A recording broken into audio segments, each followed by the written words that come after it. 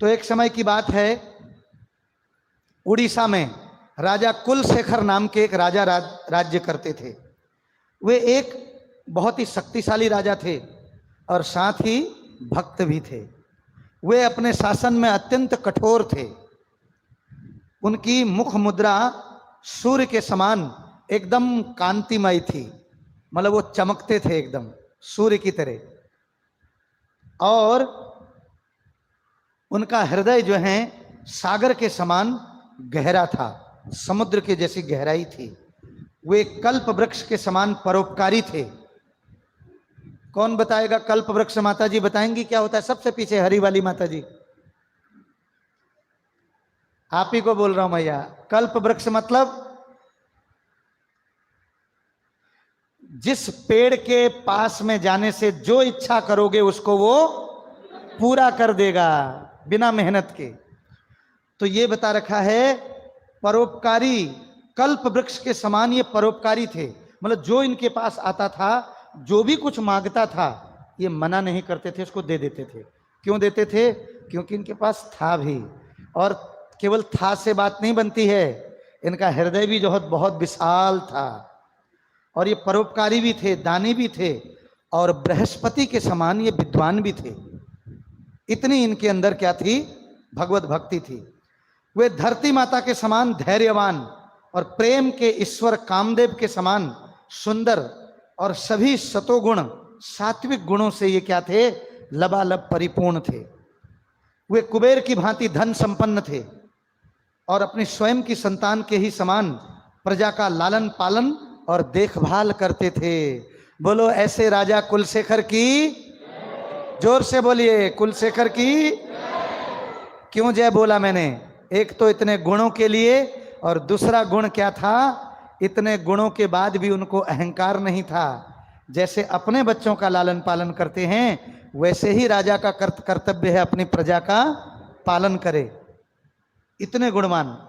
और वे देवताओं और ब्राह्मणों के प्रति अनन्य श्रद्धा, अनन्य मतलब ऐसी श्रद्धा, ऐसी श्रद्धा औरों के लिए नहीं जितनी देवताओं और ब्राह्मणों के लिए रखते थे।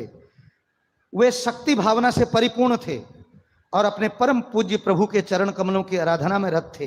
राजा कुलशेखर सदैव भक्तों की सेवा करते थे और निरंतर हरि कथा श्रवण में लगे रहते थे।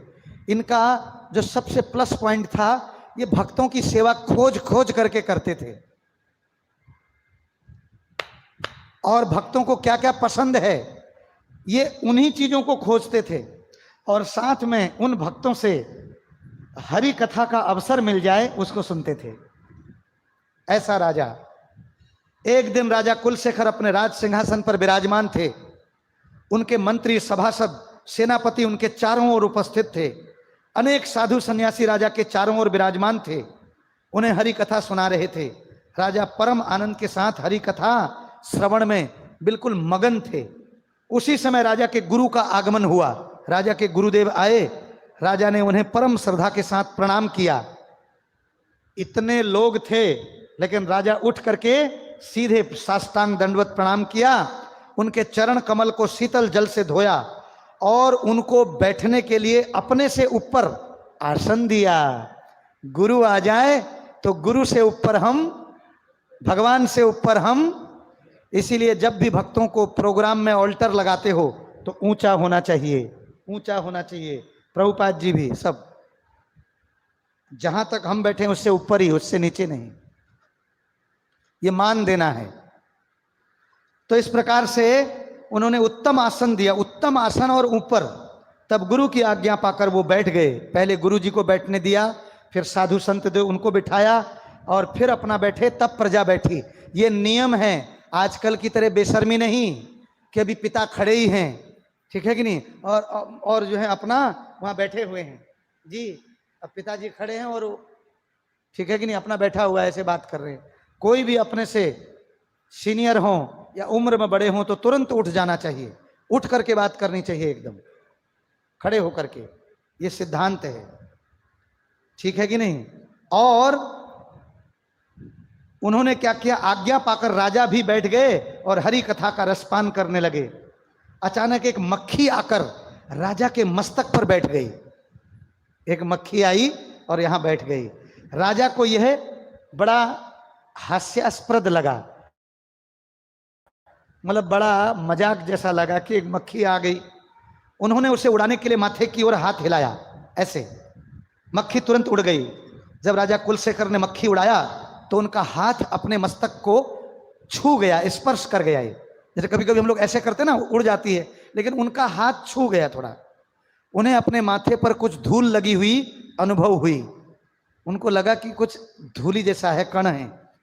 वह धूल थी जो गुरुदेव के दंडवत प्रणाम करते समय उनके माथे से चिपक गई थी नीचे।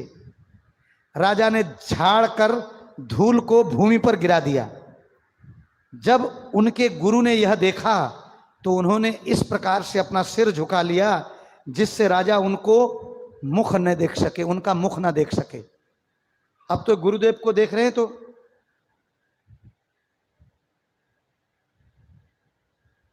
बार बार ये देख रहे हैं गुरुदेव ऐसे, ठीक है कि नहीं?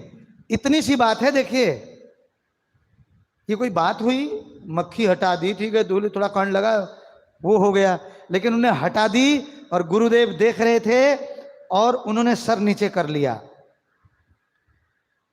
तो इस प्रकार से राजा उनका मुख ना देख सके ऐसा नीचे सर कर लिया।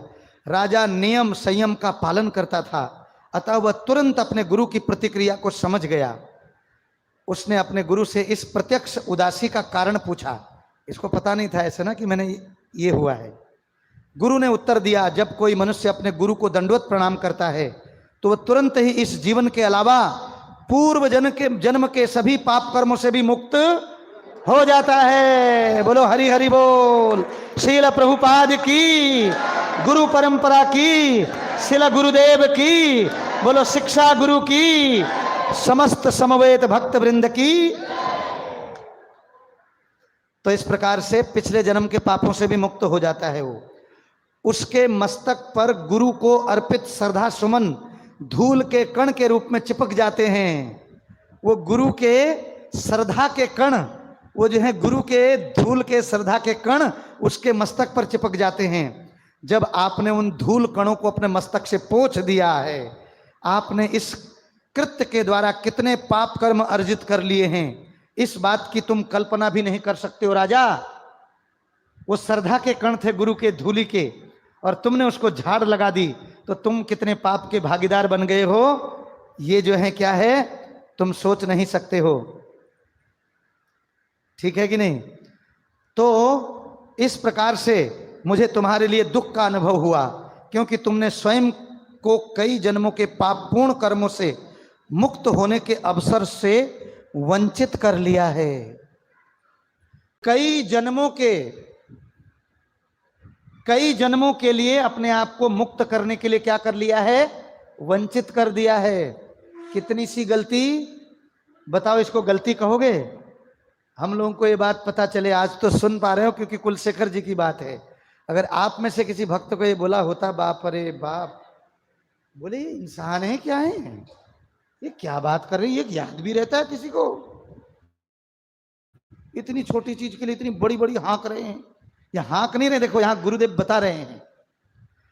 तो अपने गुरुदेव का एक कथन सुनकर राजा कुलशेखर कांपने लग गए और उनके मुख से कोई शब्द न निकला। उनके नेत्र अश्रुओं में डूब गए, वे स्तब्ध रह गए। जब वे कुछ सामान्य अवस्था में आए तो उन्होंने देखा कि उनके गुरु वहां से प्रस्थान कर गए। गुरु चले भी गए, एक तो मुंह नहीं दिखाया, इतनी सी बात बताई और चले गए। ये तो बहुत ही भयंकर बात हो गई। केवल मक्खी हटाने के चक्कर में ये भी हटा दिया ऐसे धूली को।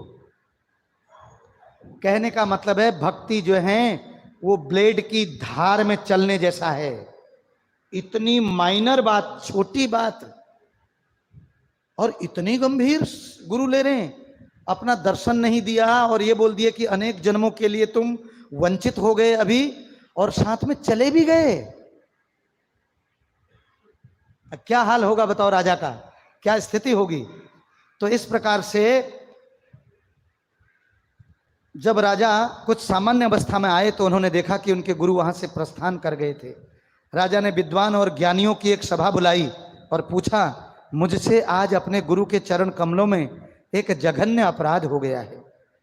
कृपया समस्त धर्म ग्रंथों का अध्ययन करें और मुझे अवगत कराएं कि मैं इस घोर पाप का जो कृत्य है किस प्रकार मुक्त हो सकता हूं, अन्यथा मैं अपने प्राण त्याग दूंगा। यदि आप लोगों ने मुझे उपाय नहीं बताया तो मैं प्राण त्याग दूंगा। मुझे अब इस राजसी पद पर बने रहने की कोई लालसा नहीं है, मैं अपने प्राण त्याग दूंगा। और यह सुनकर सारे विद्वान उनके समाधान के लिए धर्म ग्रंथों को पेज पलटने लगे कि क्या लिख रखा है इस चीज के लिए। उन्होंने देखा कि धर्म ग्रंथों में इस प्रकार के अपराध के लिए अत्यंत ही कठोर प्रायश्चित दिया हुआ था। इतने से अपराध के लिए कठोर प्रायश्चित, और हम लोग तो करके करते हैं, जानबूझ करके करते हैं, जानबूझ करके दिखाते हैं, जानबूझ करके लोगों को हर्ट करते हैं, अपने व्यवहार से करके करते हैं, और पूरी बेशर्मी के साथ में कि मैंने बिल्कुल गलत नहीं किया, मैंने बहुत अच्छा किया। समझ रहे हैं, ये हम लोगों का वो है। तो इस प्रकार से क्या हुआ, राजा ने पूछा आप मुझे प्रायश्चित के, हाँ इसका प्रायश्चित इतना कठोर था कि कोई भी ब्राह्मण राजा को बताने का साहस न कर सका। राजा ने पूछा आप मुझे प्रायश्चित के विषय में क्यों नहीं बताते, जो मुझे करना है वह चाहे कितना ही कठोर या कठिन क्यों ना हो, मैं स्वयं को इस जघन्य पाप कर्म से मुक्त अवश्य करूंगा। मैं सूर्यदेव को साक्षी मान करके शपथ लेता हूं कि मैं प्रायश्चित अवश्य करूंगा। जो भी प्रायश्चित का दंड बनता है बताओ मुझे, भारत भूषण जी, तो जो भी प्रायश्चित का दंड बनता है बताओ मुझे, कृपया मुझे इसके विषय में बताएं। संत और महात्माओं ने राजा को समझाते हुए कहा यदि कोई व्यक्ति अपने गुरु को साष्टांग प्रणाम करता है और उनके सामने बैठता है, वह उतने जन्मों के पाप कर्मों से मुक्त हो जाता है जितने धूल के कण प्रणाम करते समय उसके यहां पर चिपक गए थे, उतने जन्मों के लिए मुक्त हो जाता है मतलब। किंतु यदि कोई व्यक्ति मूर्खतावश अथवा अभिमान के कारण उन रज कणों को मिटा देता है तो उसके समस्त पुण्य कर्म सुकृतियां सब लुप्त हो जाते हैं, गायब हो जाते हैं। ऐसे गुरु अपराध से मुक्ति पाने के लिए उसे इस प्रकार प्रायश्चित करना चाहिए। किस प्रकार, ध्यान से सुनो, क्या करना चाहिए उसे? 12 फुट लंबी, 12 फुट या फिट एक ही चीज है, हम लोग 5 फुटिया। घनश्याम जी आप कितने फुट के हो बताओ? 6.5 की 6 समझ लो, ठीक है, 6 फुट के। तो ऐसे कितना फुट? 12 फुट लंबा, घनश्याम जी से डबल, 2 घनश्याम जी, ठीक है कि नहीं? तो 12 फुट जो है लंबी, 3 फुट चौड़ी, 3 फुट चौड़ी और 6 इंच मोटी जो तांबे की धातु की थाली बनानी चाहिए। उस तांबे की थाली को 4 खंभों के ऊपर रखकर नीचे कोयले से जलाकर गर्म करना चाहिए। केवल इसी प्रायश्चित के द्वारा वो अपने गुरु के प्रति किए जघन्य अपराध से मुक्ति पा सकता है। यही धर्म ग्रंथों की राय है, उन ब्राह्मणों ने, उन सब ने बताया। जब राजा ने सुना तो उनका मुख पूर्णिमा के चंद्रमा की भांति चमक उठा, उनका रोम रोम खिल गया। बोले ये काम राजा के लिए क्या वो है, ये इतना ऊपर सब खंबे बना करके तांबे की थाली रखी देगा, वो कोयले भी नीचे लगा देगा, कोई प्रॉब्लम नहीं है। तो इस प्रकार से जब राजा ने सुना तो खुश हो गया, वो रोम रोम खिल गया, अत्यंत प्रसन्नता पूर्वक बोले कि अब मैं अपने गुरु के प्रति किए गए अपराध से मुक्त हो जाऊंगा।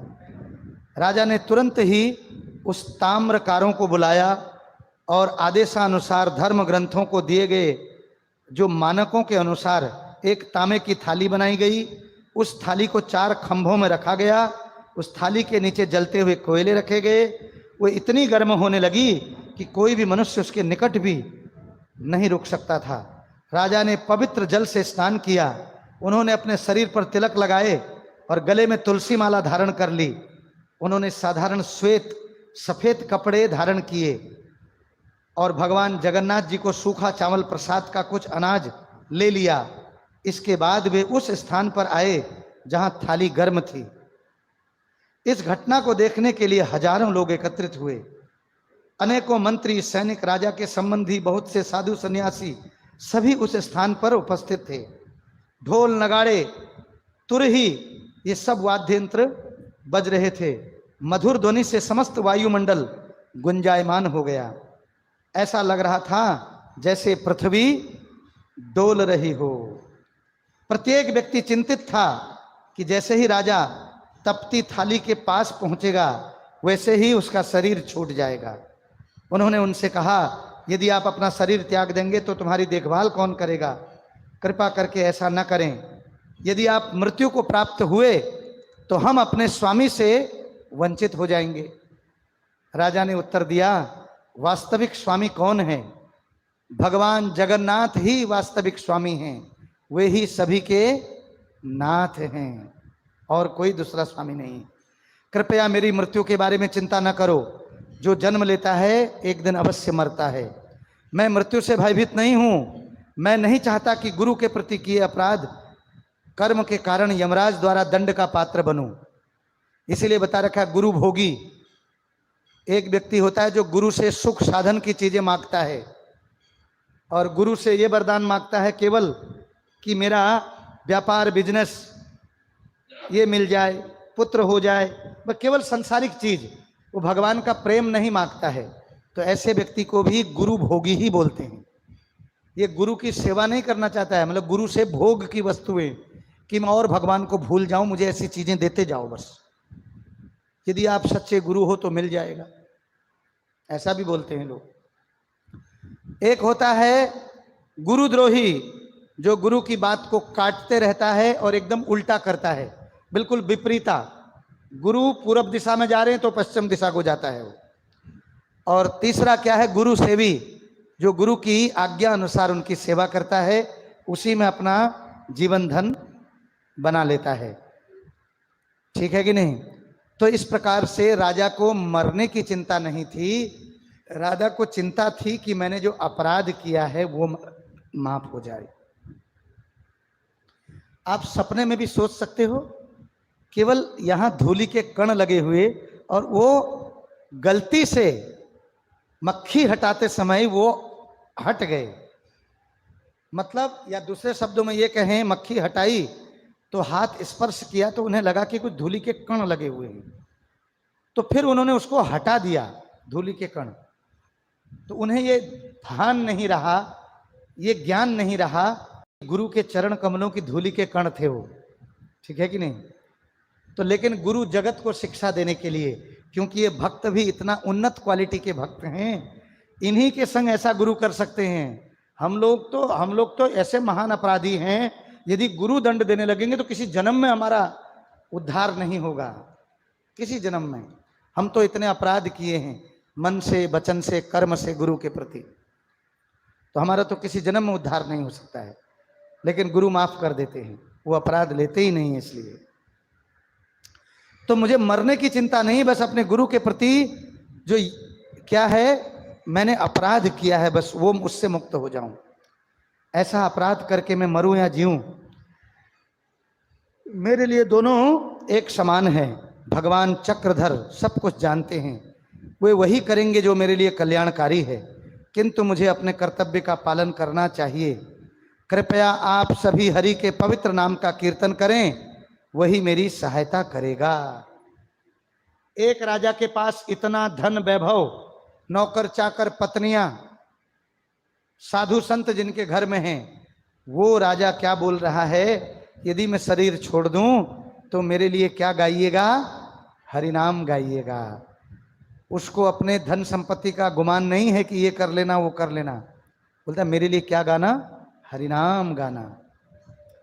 ऐसा कहकर राजा ने नीलाद्री बिहारी भगवान जगन्नाथ को स्मरण करना प्रारंभ कर दिया। वे बोले, क्या बोले राजा? जरा दोहराइए सब लोग। अपने हाथों में शंख एवं पद्म धारण करने वाले भगवान विष्णु की जय हो, उन देवी कमला की जय हो जिनकी आज्ञा से मैं ब्रह्मा और इंद्र जैसे महान देवतागण भी ब्रह्मांड में भ्रमण करते हैं। मेरे प्रभु की आज्ञा पालन हेतु चंद्रमा, समस्त दिशाएं, पर्वत, पृथ्वी, समुद्र अनादि काल से सेवा में तत्पर हैं। महादेव, इंद्र, यक्ष, राक्षस, सिद्ध पुरुष और योगेंद्र मुनि आदि मेरे प्रभु के चरण कमलों में ध्यान लगाते रहते हैं। मैं तो एक साधारण मनुष्य हूं, मैं आपकी महिमा को कैसे समझ सकता हूं। हे प्रभु, आप ही मूल हैं। इस सृष्टि में सब कुछ आपसे उत्पन्न है। मैं आपके अभय चरणों में शरण चाहता हूं। आप तो वांछा कल्पतरु हैं, आप कीर्तिमय हैं, आपका यश पर्वत के समान है। इस सारे ब्रह्मांड में आपके अतिरिक्त ऐसा कोई नहीं है जो सभी प्राणियों को कष्टों से मुक्त कर सके। आप तो चिंता रूपी वन को भस्म कर देने वाले दावानल हैं, भस्म कर देने वाले दावानल हैं। आप तो उन अगस्त मुनि के समान हैं जो किसी भी प्राणी के संकट के सागर से बचा सकते हैं। आपके चरण कमल तो सांसारिक माया के विष से शीतलता प्रदान करते हैं और चंद्रमा के समान हैं। आप तो उन लोगों के लिए चिंतामणि के समान हैं जो आपका निरंतर स्मरण करते हैं। मुझे आपके अलावा कोई भी इस संकट से नहीं बचा सकता। हे मेरे प्रभु, हे जगन्नाथ, कृपया इस भीषण अग्नि से मेरी रक्षा करें। मैं रहूं या मरूं, केवल आपसे आपकी भक्ति चाहता हूं। इस प्रकार प्रार्थना करने के बाद राजा कुलशेखर ने भगवान जगन्नाथ के नामों का गुणगान प्रारंभ कर दिया। क्या गाया उन्होंने, वो यहां पर वर्णन कर रखा है, गाते हैं। ठीक है।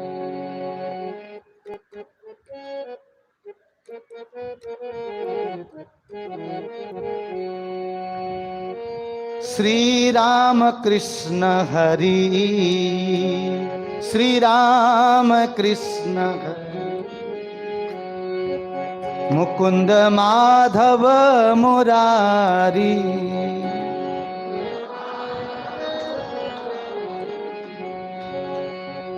अच्युत अनंत गोविंदा,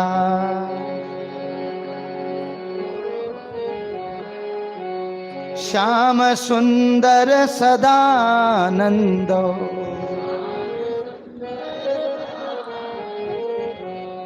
ब्रज सुंदर बंसी पानी,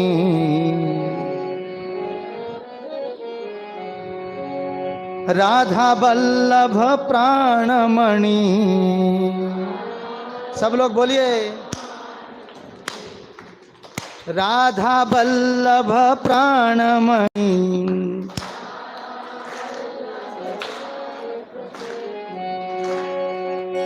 दया सागर दशरथी,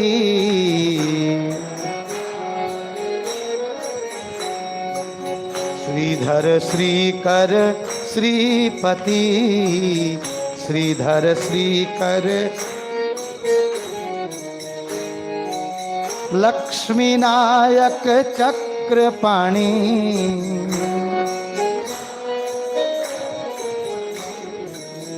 लक्ष्मी नायक चक्रपाणी,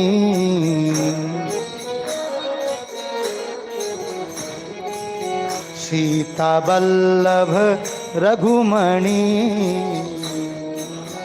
सब लोग बोलो जोर से। सीता वल्लभ रघुमणि, जब ताली की आवाज आए जोर से करो। सीता वल्लभ रघुमणि,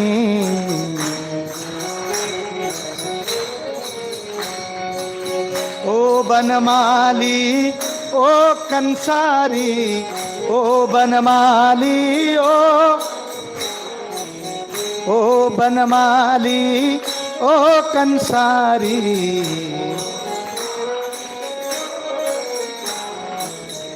गोपी जीवन दित्यधारी,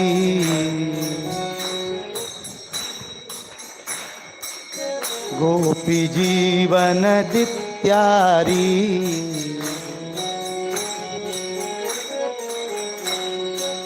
श्रीवत्सलन्वना केशव,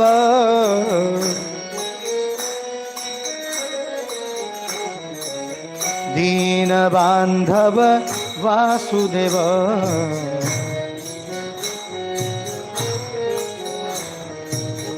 भवमोचन भगवान,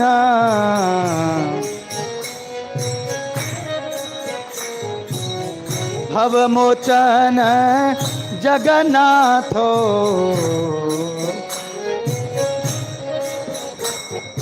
जगत जीवन जनार्दन,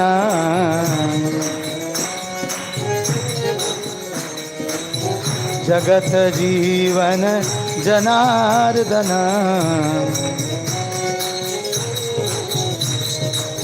श्री राम कृष्ण हरि,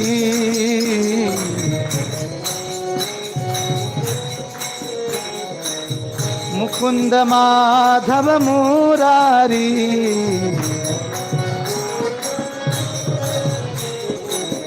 अच्युत अनंत गोविंदा,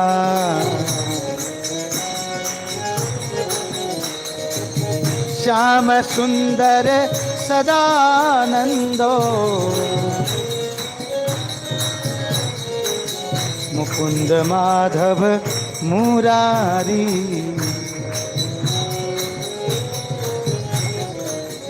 मुकुंद माधव मुरारी,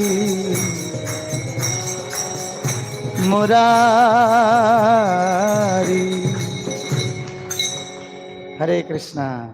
तो ये भजन गाया उन्होंने भगवान के आगे, श्री हरि के पवित्र नाम का सस्वर उच्चारण करते हुए, अपने कानों में हरि कथा का श्रवण करते हुए, श्री हरि का ध्यान स्मरण करते हुए, भगवान जगन्नाथ जी के चरण कमलों में स्वयं को अर्पित करते हुए, राजा कुलशेखर बड़ी ही प्रसन्नता के साथ सूर्यदेव और चंद्रमा देव को भी नमस्कार करके रक्त तप्त उस तांबे की थाली पर चढ़ गए।